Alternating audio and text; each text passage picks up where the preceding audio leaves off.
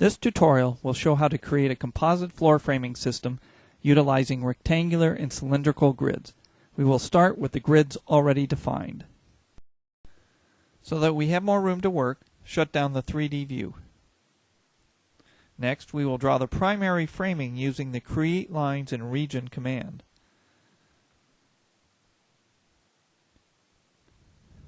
Note the properties selected and draw a selection box around the entire plan.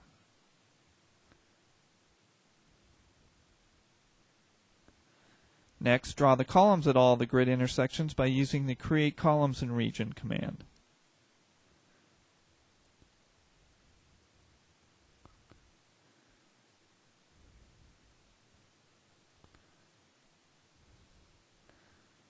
Next, create the composite secondary beams.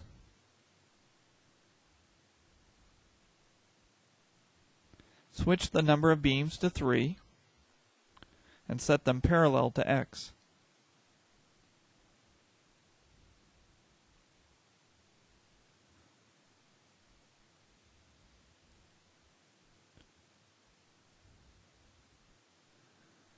For the composite beams in the cylindrical region, set the number of beams to 2 and set them parallel to R.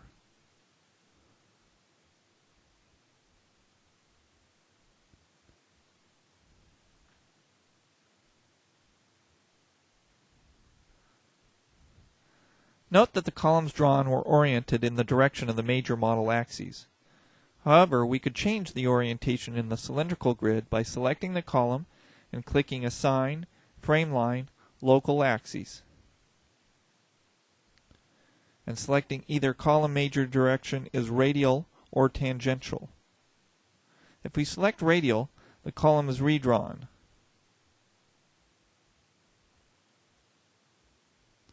However, for this model, we will leave the columns as originally drawn. Now we add the floor deck with the Create Areas at Click command.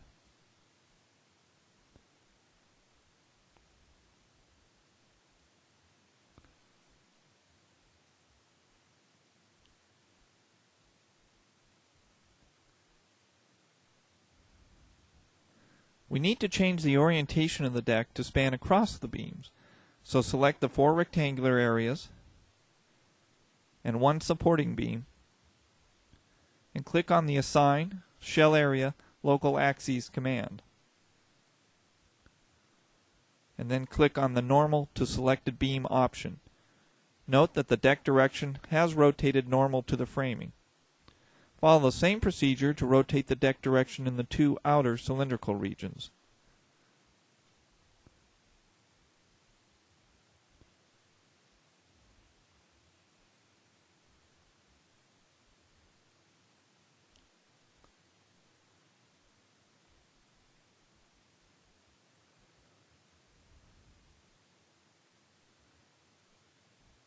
One last option is to change the deck overhang. We start by selecting a deck edge, and then change its position by using the Edit, Expand, Shrink Areas command. In this case, we set the offset to 12 inches and see that the edge expands out beyond the grid line. However, for this model, we will leave the deck as originally drawn.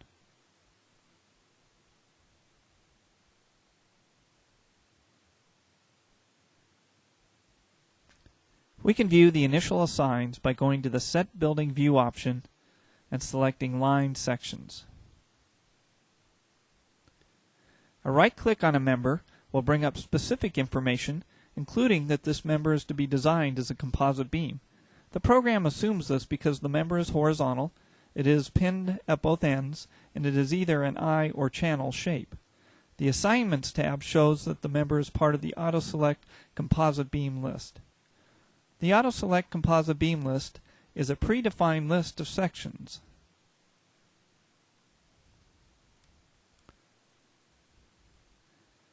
Which range in size from W10 by 12 to W27 by 84. The W14 by 30 initially selected is simply the median size member in this list. All the design controls are available through the Options, Preferences, Composite Beam Design command. including whether the beam is shored, the factor for pattern loads, deflection limits, vibration controls,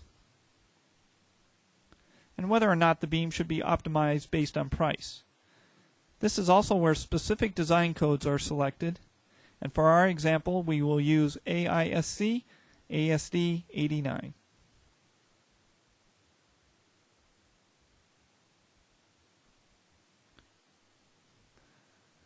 A quick check of the load cases shows that we have two, a dead load with self-weight and a live load.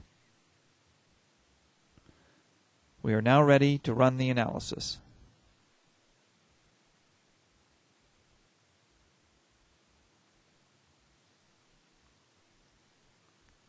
With the analysis complete, start the composite beam design using the Start Design Without Similarity command.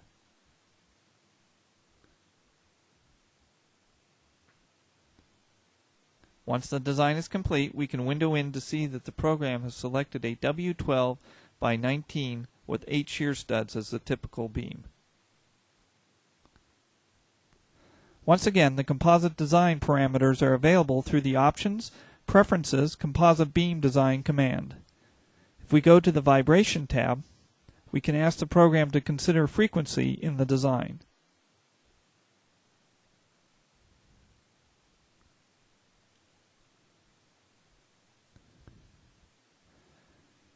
After we rerun the composite design,